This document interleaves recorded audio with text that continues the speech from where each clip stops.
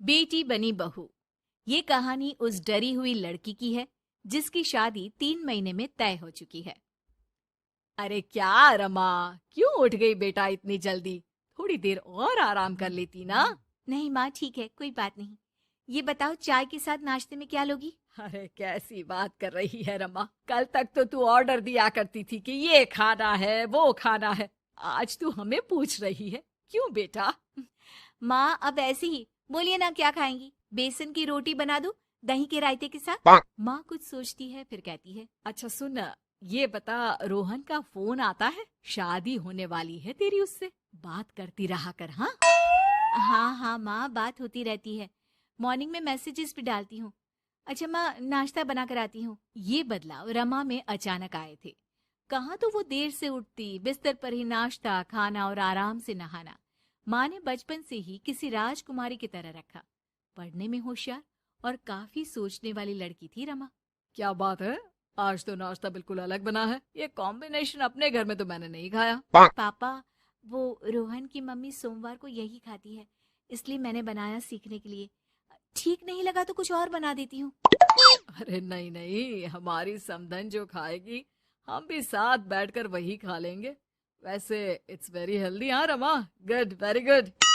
पापा के मुंह से तारीफ सुनकर रमा खुश हो जाती है।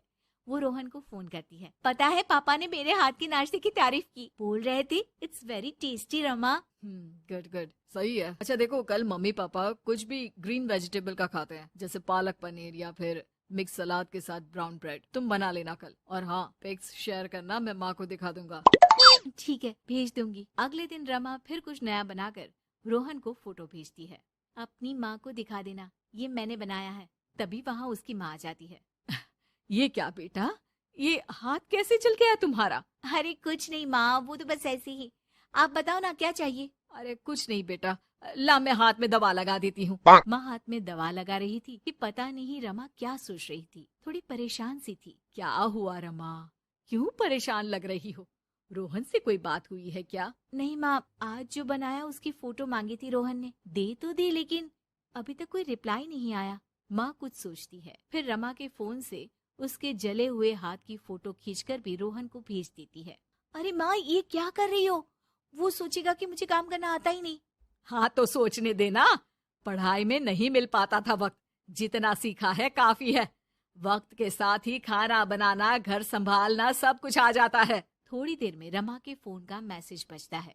रमा के पास रोहन का फोन आ जाता है। माँ को ये खाना देखने में ही अच्छा नहीं लगा, बोल रही थी कि तुम्हें बोल दूं कि अच्छे से बनाना सीखे। ना हो तो कोई क्लास ज्वाइन कर ले, मैं पैसे दे दूंगा। और हाँ, प्लीज यार ऐसी डरावनी जलने कटने खून खराबे वाली फोटो मत भेजा करो। जल गई क्या? तुम्हें खाना नहीं बनाना आता क्या? मुझे ब्लेम मत करो।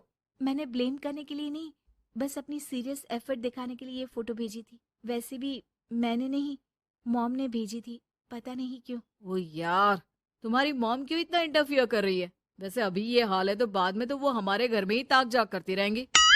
उनसे कहो कि मैं तुम्हें उस घर के लिए तैयार कर रहा हूँ जहाँ अब तुम्हें पूरी जिंदगी रहना है। रमा को रोहन की बात ठीक नहीं लगती। वो फोन रख देती है, लेकिन सोच में पड़ जाती है कि आखिर वो ये बात माँ को बताए कि नहीं। अब हर वक्त या तो वो रोहन का बताया खाना बना रही होती है, या उसके कहने पर उसकी पसंद की टीवी शोज, वेब सीरीज या फिर किताब पढ़ रही होती है। क्या बात है रमा, आजकल मैं देख रही हूँ कि तुम बहुत परेशान सी रहने लगी हो। कोई बात हो तो बता दो बेटा। नहीं माँ, वो रोहन ने कहा था कि उसकी पसंद मुझे पता होनी चाहिए, जिससे कल को हम साथ हो तो हम लोग मिलकर अच्छे से बात कर पाए। उसने कुछ वेब सीरीज देखने को कहा था, लेकिन क्या कहूँ माँ, मेरी तो समझ में ही नहीं आ रही वेब सीरीज। अरे तो बोल देना रोहन को नहीं देखनी, या फिर एक काम कर, तू उसे अपनी पसंद का सिर्फ एक गाना सुनने को बोल। ला मैं मैसेज कर देती हूँ। ना ना माँ, आप तो रहने दो। पिछली बार भी जब मैंने उसे बोला कि आपने मैसेज किया है तो वो गुस्सा हो गए थे। अच्छा, क्या बोल रहा था? यही कि माँ क्यों इंटरफेयर कर रही है, मैं तुम्हें उस घर के लिए तैयार कर रहा हूँ जहाँ तुम्हें पूरी जिंदगी रहना है। माँ अब समझ जाती है कि रोहन उसकी रीमा के लिए ठीक नहीं है। रहने दे रीमा, ये रोहन मुझे ठीक नहीं लगता। तू बोल तो मैं कोई और रिश्ता देखूं। अरे नहीं माँ, मेरे पूरे फ्रेंड सर्कल में ये बात हो गई है, नाते रिश्तेदार आस पड़ोस सभी। हाँ ठीक है बेटा, चल कुछ दिन और देख ले। लेकिन ये मत सोचना कि यहाँ शादी नहीं हुई तो कुछ बुरा हो जाएगा। ये देखना कि इससे शादी हुई तो भविष्य कैसा रहेगा। समझी? प्यार, विश्वास और इज्जत से बढ़कर कुछ भी नहीं है। रीमा माँ की बात पर हाँ बोलकर वहां से चली जाती है। अगले रोज रोहन का फोन रीमा के पास आता है। मैंने तुम्हें एक स्किन डॉक्टर का फोन नंबर दिया है। माँ बोल रही थी कि तुम सांवली हो और दिखने में भी नैन नक्श थोड़े। एक काम करो ना, तुम इनसे अपना ट्रीटमेंट शुरू करवा लो। होप कि थोड़ी देखने लायक हो जाओ। आज तक रीमा से किसी ने इस तरह बात नहीं की थी। वो ये बात सुनकर सीधे शीशे के सामने खड़ी हो जाती है।